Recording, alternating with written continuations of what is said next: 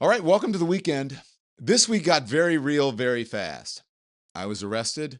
The president mocked me. Suddenly, I wasn't just covering the story, I was part of the story. Well, I was the story. So I went on Jimmy Kimmel, my only interview this week. It was big, but honestly, it was strange trying to explain something that I was still living through. And then there was City Winery with D.L. Hughley. Standing on that stage talking about it in front of people, no filter, I didn't expect it to feel that vulnerable. And then the week took another turn. Donald Trump posted a racist meme depicting the former president and First Lady Barack and Michelle Obama as apes. No gray area about that. That is racism. It's racist. Even people in his own party said it. So, yeah, this wasn't a normal week. So let's walk through what happened. I was surprised by CNN released a statement, and nothing to do with me or my team. It was pretty strong. Yeah. Pretty strong. And I was pleasantly surprised and grateful for that. But, I just think that this I would love it for it to be an inflection point for corporate media. I think we know what's happening in independent media. And I think that this is our time right now. And I think that there's no more important time for a free and independent press, and especially independent media and journalists right now. When you heard about what happened to me, what did you think, Congresswoman? Well, I think it was a similar reaction as to so many other people across the country, which is to say that this was the precipice. The administration finally has been building to this point, and now thinking that they were going to officially really cross this line. And in arresting you, they were coming after free speech in America and the entire journalistic press corps, period. And when I saw that you had been arrested for reporting on what's happening in Minnesota, while the same Trump administration was trying to say nothing to see here about the agents who actually shot and killed people, that just tells you what an upside down world we're in, and that part of the key to what the Trump administration is trying to pull off is to silence independent journalists. It's to silence the people who go out, who investigate, who put themselves sometimes in harm's way, and who do their best to report what's actually happening. I'm really worried about what that means. Basically, this is over. They've done their duty. They can't investigate anymore. Right. Well, I mean, first of all, Mike Johnson has been an unbelievable disappointment, right? I believe he's a man of faith, but I don't know what how that faith is playing out in his day-to-day life, because what he just said is just patently false, right? It's a lie. This administration, I always say this administration can be boiled down to kind of three distinctive features, right, that explain most of what they do. Cruelty, right, just political vengeance and going after enemies and just being cruel to people. Corruption, so padding their pockets and making money. And incompetence. That more often than not, they're just bad at what they do, because the people that they're put in are political cronies and their friends, and actually have no business doing what they're doing, which is what you see in this example, right? Really jeopardizing, the mental health, the welfare of these victims. But all of this, right? Justice denied to these women, the victims of what could be the largest sex abuse scandal in American history, going to the very top of political power, business power, and elites. These women have been denied justice and continue to be denied justice, and it's wrong. It's just wrong, and it has to end. And it seems as though Donald Trump played an instrumental role in all of it, which is why, of course, we're being stonewalled, and why the cover-up continues. And so here's Jimmy Kimmel. Jimmy asked me about my experience, and this is my experience that I shared with Jimmy Kimmel that I had not shared before. Okay, and it was harrowing, and I have more to share, but I can only say so much right now. But after this is all said and done, or maybe even before, I will share some stuff with you. Here it is. So take us through what happened. It was Thursday night when they came to get you, Yeah. right? Okay. When they got me. When You're here in LA. When the popo came. Yeah.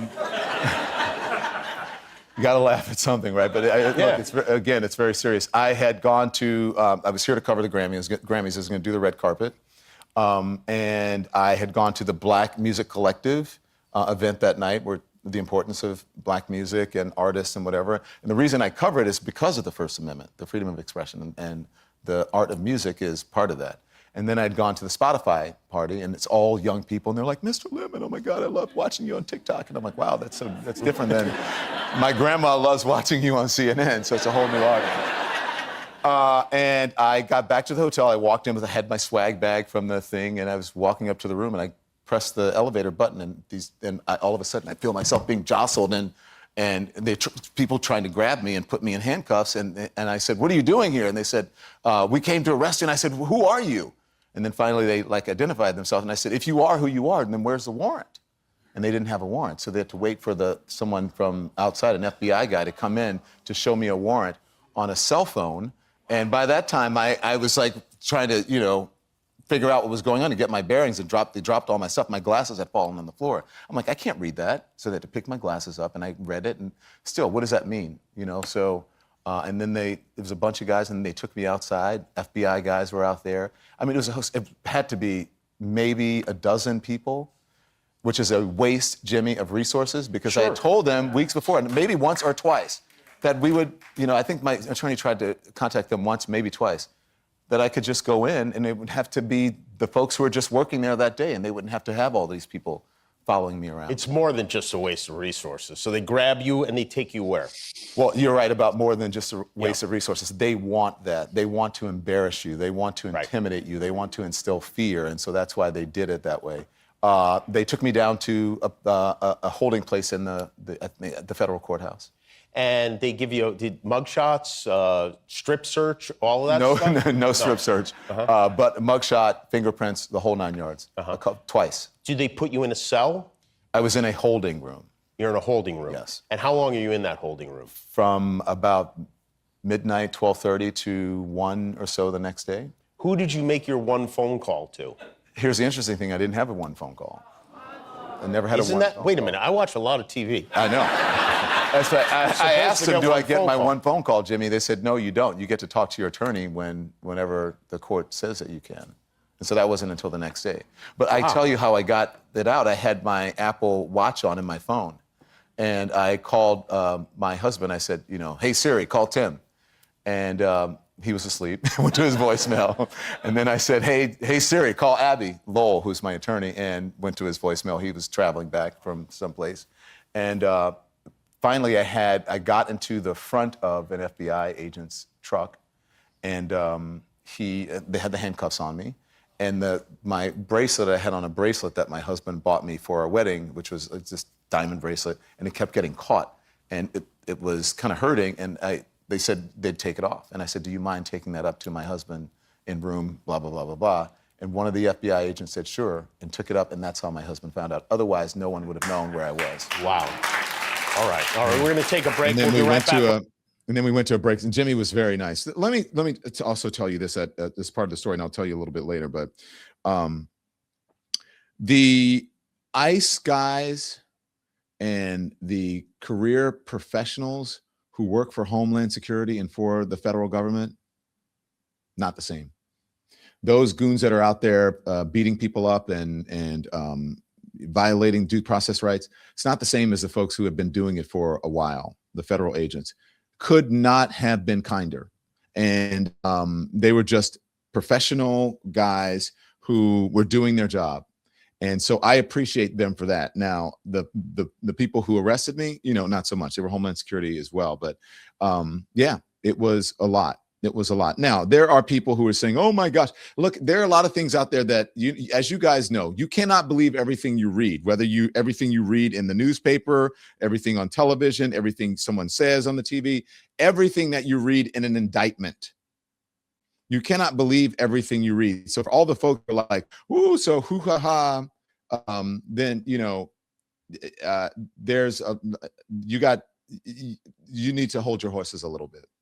if you think that this is somehow cut and dry and that I'm going to, it's going to go the way that you think it's going to go, you don't know. You don't know what's going to happen, but I think that people are going to be in, especially those who are cheering for me to, end up in the pokey. I think you're going to be in for a very rude awakening.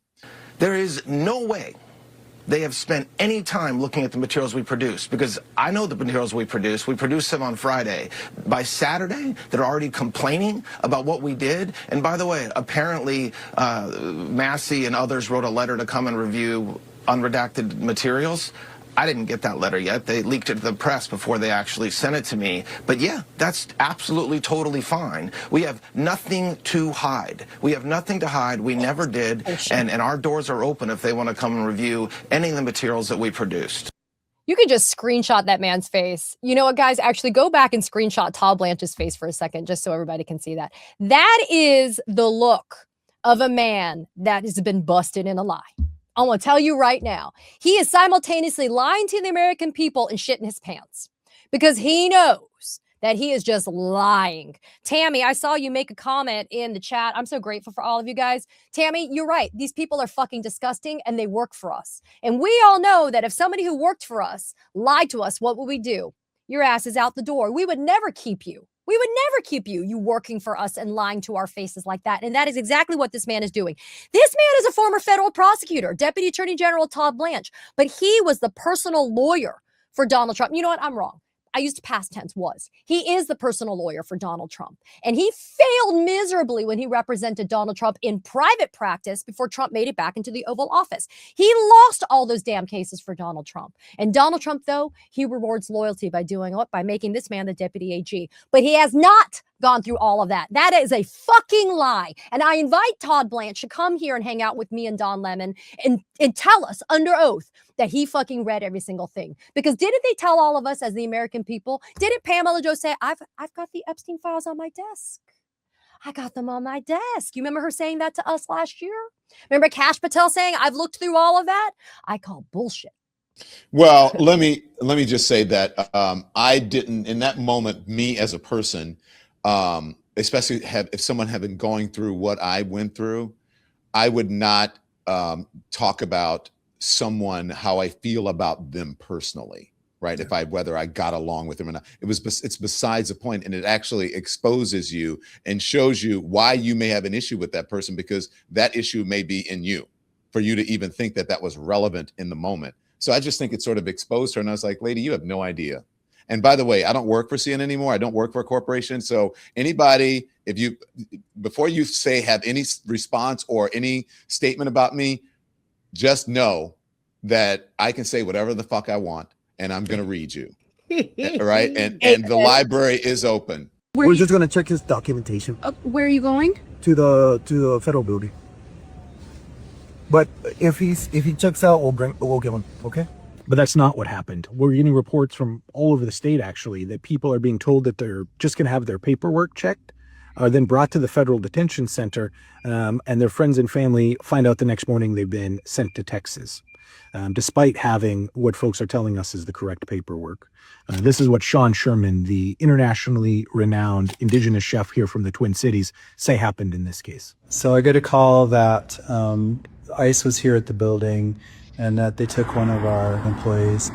We had one of our employees giving rides to the other employees that didn't have cars because nobody feels like it's safe to ride at the public transport, the buses and the light rail and stuff like that, because people are the ICE agents are monitoring those situations. She comes around the corner here, pulls into the backside, and she saw that she was being followed right away. So she turns in behind her building because there's a door right there by the dock. So her goal was just to get people in the building right away.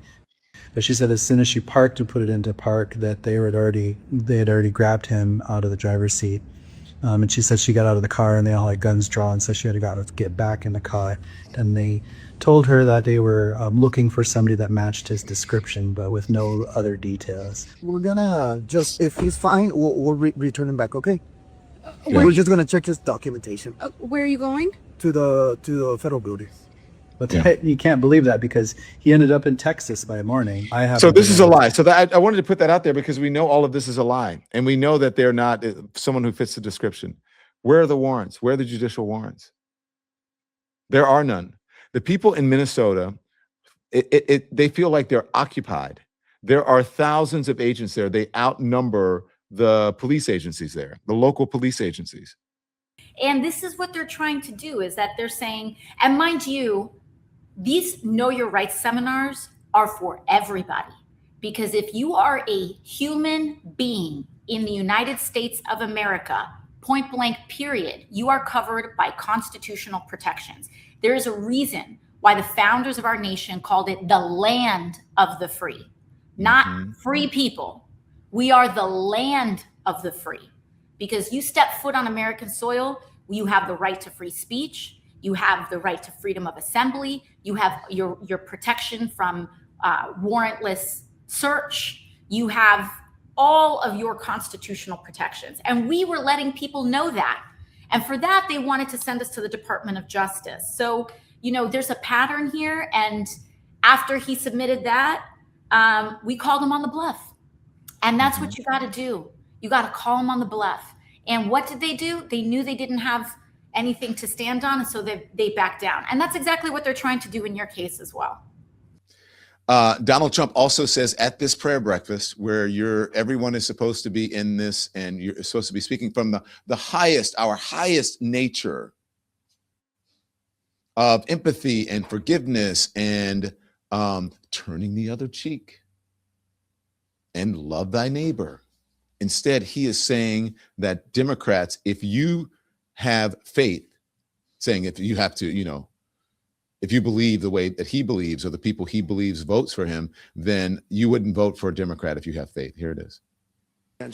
I don't know how a person of faith can vote for a Democrat. I really don't. And I know we have some here today, and I don't know why they're here, because they certainly don't give us their vote. I certainly know that we're not going to be convincing them to vote for a little thing called voter ID. It polls at 97%. And even the Democrat, the people, the voters, are at 82% for voter ID, but the leaders don't want to approve it. They said they will strike. They will not allow it to happen. It's polling at over 90%. It's called voter identification. When you go to the polls, you show, yes, my name is so-and-so, and I live in the country. I'm here. I can vote. Can you just pause, please? That's not allowed. What the fuck does this have to do with a prayer breakfast? Charles, if I can just jump in, I hate to cut you off, but yeah. I don't know if you know about this because you're here in front of the camera, but you guys just put up a story just before we came on that says Nancy Guthrie's abduction. Feds arrest man who allegedly texted family about Bitcoin. Do you know about that yet? Because sometimes when you're in the news, we don't know what's happening. Yeah, okay. No, this is the what we have here, I believe, are the details of the arrest. They referred to, there's someone they arrested early this morning who basically sent in a hoax. A hoax, like, has made it seem like they were behind the ransom, they were behind the abduction, and said they wanted a certain amount of Bitcoin, and police determined that this is a complete hoax, and that person is now arrested and is going to face, you know, the full extent of the law for what is clearly not a funny joke. And I don't even think they were doing it for fun. Clearly, they were just trying to make a buck here. But police determined that this person is not connected to the abduction. And that's why I think, and they made it clear that this person they arrested and the note that they sent is not the same as the one that came into our newsroom and as well into the local outlet in Tucson. So, and we know that that's the same notes. The one that we got and the one they got in Tucson at the TV station there is the exact same note.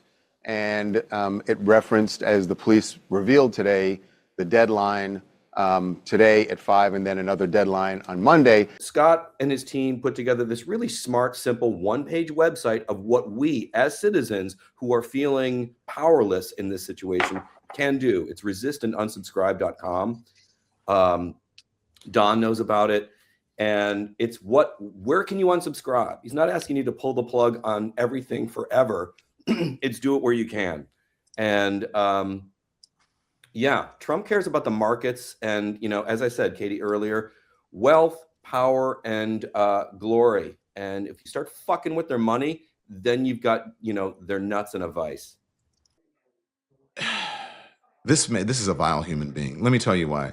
Because it's not that hard, even if you disagree with what Alex Preddy did. And I don't know how many people who do. They pretend to, but they understand what was going on. All he would have to say is, and it doesn't matter. It's not about the investigation. It's about being a human being. It's about having empathy, and it's about having. It's actually about being, if you are a real Christian, like I am.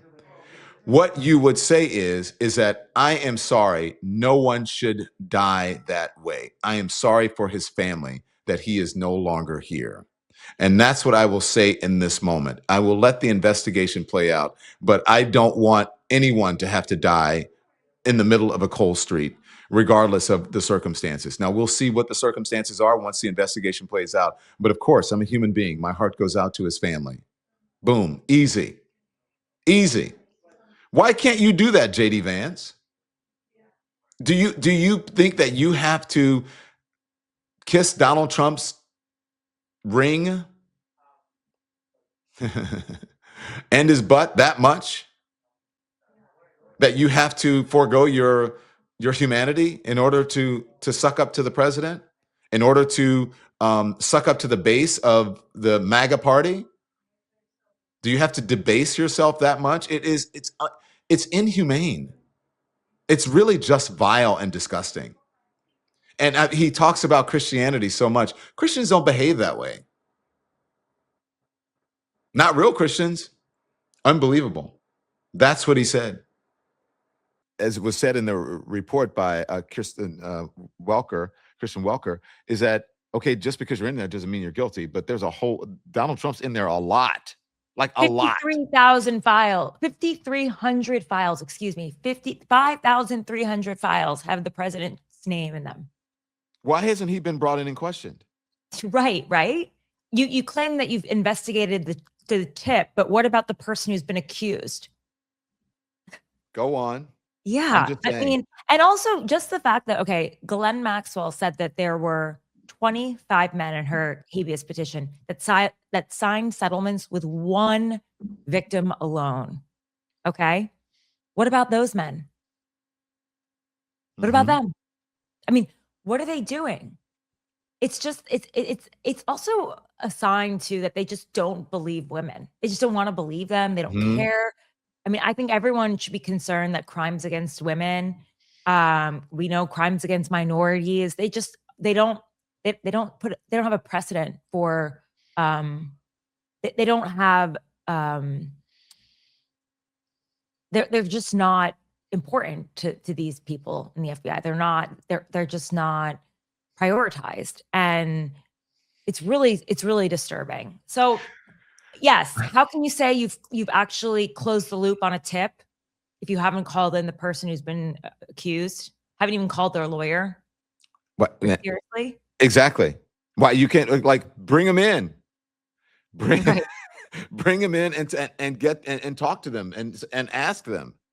That's what I don't understand it.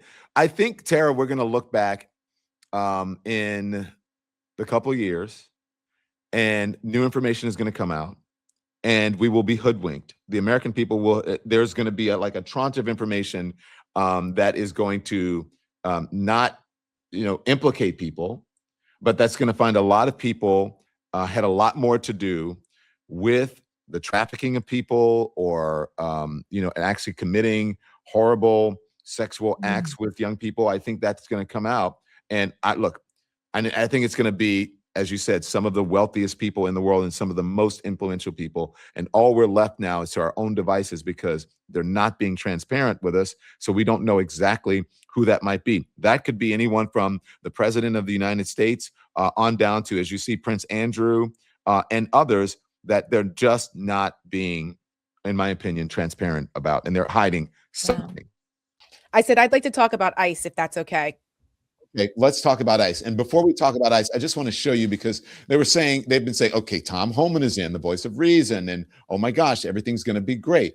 This is ICE goons drawing guns on legal observers. This was on Monday. That's what the report says. Here it is. Hey, you need to back up. Stay safe. They're pointing handguns at the drivers in the vehicle right now. Get out. Hey. Hey, get back. You guys need to stay back. You can record, but you gotta be back. Hey, open the fucking door. I need you to back up a little bit more. Hey, get back. Hey, get the fuck back. Back.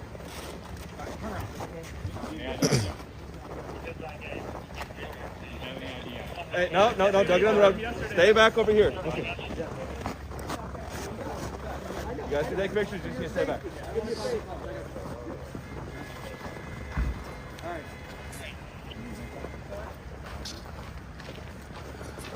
Okay, as we continue and re-roll this, I mean, Tara, first my observance is why all of these people and why the waste of resources? And you just have to remember, our tax dollars are paying for all of this bullshit. But go ahead, Tara. Yes, and yes. Okay. I think that that's part of the conversation that should constantly be included, is that we are paying for this atrocity that's going on. We are paying for the violation of civil liberties of our citizenry every day with this nonsense, the militarization and just terrorizing our communities unnecessarily. Why? What is the point of this? This is all intimidation. I just want to be clear about Tom Homan, because I am very annoyed at how the mainstream media is whitewashing this guy. Okay. Tom Homan is best friends with Stephen Miller. Well, I mean, look, I think that the crisis of journalism in this country, with the Washington Post story this week and this continued assault on freedom of speech that you've been living through, really is a sign that unfortunately a part of our government doesn't believe in the First Amendment anymore. You know, I think that is something that has really been on my mind this week. The complaints on the right about the liberal media, there is no more liberal media. The whole thing is under collapse right now. Mm-hmm. I agree. And go ahead, Rick. No, I was going to say, and you know, your arrest and the arrest of the other journalists in Minnesota, I think is a shameful moment in this country, and I think you're absolutely right. We've got to stand up for people that are going to continue to uphold that First Amendment freedom, because it's not going to be upheld, unfortunately, by our government and by our own Department of Justice. Yeah. Why do you think they're doing this? Because they can. I think they're doing this because it's a spectrum, Don. You've seen a lot of media institutions collapse into either silence or pro-Trump positions. You've seen them deploy troops into the streets to silence Americans protesting. This is not a guy or a movement around him that respects freedom of speech. America is a country raised on scrapping, on fighting about stuff, and we try to keep it in the public square and not with our fists. And it's been one of the remarkable things about America is this broad sense that whether you can disagree with somebody and you don't have to kill them for it. And now their message is, if you protest, we might shoot you. If you protest, we might shoot you in your car. If you cover a protest, we might arrest you. I think they're trying to send a signal, because this is, authoritarian movements and authoritarian leaders don't want freedom of speech, and they don't want people to have the ability to go out and cover what they're doing in the country. That simple, you think? Yeah, I don't think there's anything more. I mean, look, Trump's ego is in it a little bit, but the movement around him and the Miller types and the Bondi types, they have absolutely outright contempt for the Constitution and the First Amendment. You want voter identification. And I said, no, there's no way you could win that debate. But even the Democrats don't want voter ID. If they don't want voter ID, that means they want to cheat. We can't allow cheating in elections. Now, if we need to put in federal controls as opposed to state controls, remember this, they're really an agent. They're really accumulating the votes for who wins an election. If they can't do it honestly and it can't be done properly and timely, then something else has to happen. Oh, yeah. Someone said Atlanta is not a state. Well, he said Atlanta, Detroit, and Philadelphia. He mentioned cities in those states. But I can name a lot more. But he didn't. But he did not. You guys can't. I mean, people just can't pretend anymore that something is not up with this man, or that his policies aren't meant to try to suppress votes by the votes of certain groups, and to nationalize an election, which is just unconstitutional. Ooh, Jolly. I'm Look sorry. at this. Ooh, Look at this. I know you want to respond. Sam Stein is tweeting this. The White House 1 hour ago. It's a meme video of the Lion King. Stop with the fake outrage. The White House 10 minutes ago. It was erroneously posted by some staffer. A staffer apparently is allowed to post videos directly to Trump's account at all hours through the night. Maybe look into that system. I mean, come on. How would you defend it? Because I'm assuming that someone approved her response, correct? Or they all looked at it and she just didn't say it without checking with the president or checking with someone. But still, here we are. Go on. Sorry, Nina. Yeah, I mean, blame the staffer. I mean, all politicians do that. He won't be the first one. They won't be the first one to do that. I just got the amen, Jolly, you bringing it. This did not start, and that's what I want people again. President Donald J. Trump is responsible for his behavior, his misbehavior, his bigotry, his hatred, the way he uses power. But understand this did not start with President Donald J. Trump. Again, if it was only him, we could deal with it. But this is in the DNA of the United States of America. This is how this country became a hegemonic nation. It became a hegemonic nation off of the backs of generations of Black people. You guys remember what happened with Jimmy Kimmel when they took him off the air, suspended him for a joke. Was it it was a joke. And then, there you go. So Jimmy knows, and which is the reason I chose to go on with him, because he's been through something like this. That's some of what defined this week. And we're going to keep paying attention and keep asking questions. More ahead tomorrow.